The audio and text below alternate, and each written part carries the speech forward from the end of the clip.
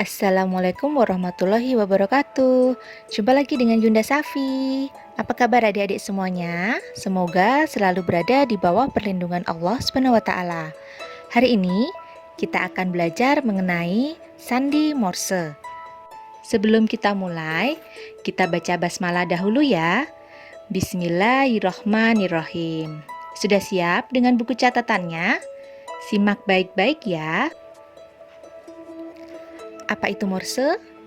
Kode Morse adalah sistem representasi huruf, angka, dan tanda baca dengan menggunakan sinyal kode titik dan garis yang disusun mewakili karakter tertentu pada alfabet atau sinyal tertentu yang disepakati penggunaannya di seluruh dunia.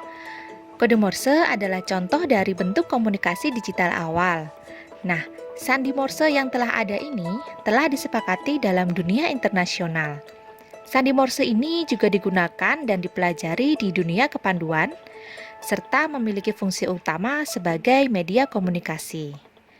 Nah, sandi Morse ini ditemukan oleh Samuel F.B. Morse, dibantu oleh asistennya yang bernama Alfred Vail pada tahun 1835 dan dipatenkan secara resmi pada tahun 1844.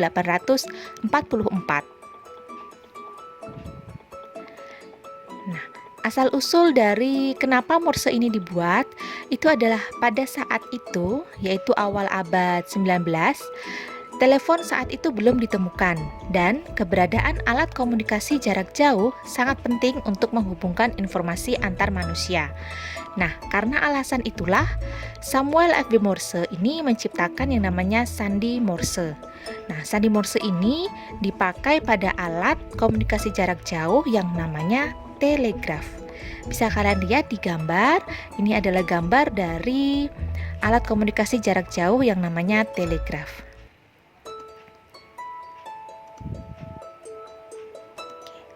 Nah, bagaimana sih cara membaca Morse? Sebelum kita tahu Morse itu seperti apa, Yunda akan kasih tahu dulu dalam penyampaian kode Morse di kepanduan. Ini ada dua cara. Yang pertama menggunakan senter dan yang kedua menggunakan peluit.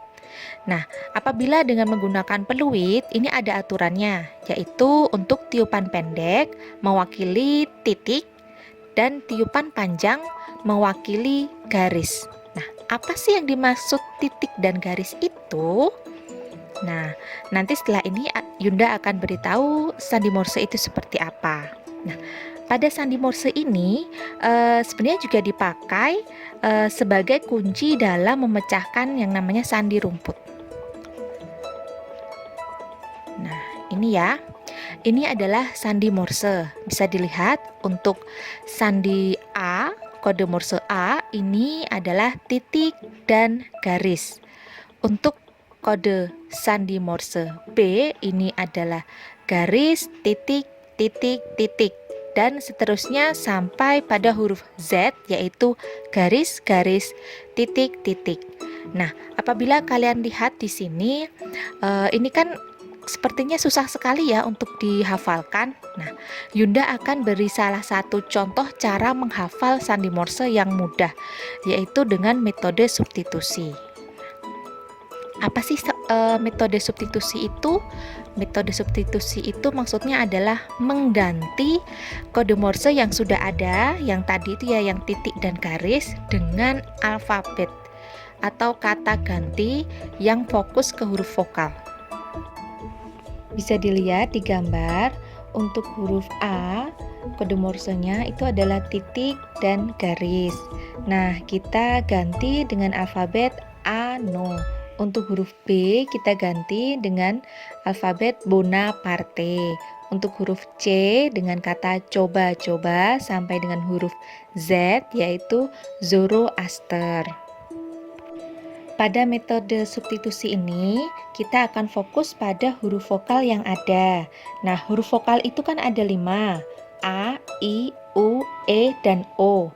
Untuk huruf vokal A, I, U, E itu akan kita ibaratkan sebagai kode Morse sebagai titik.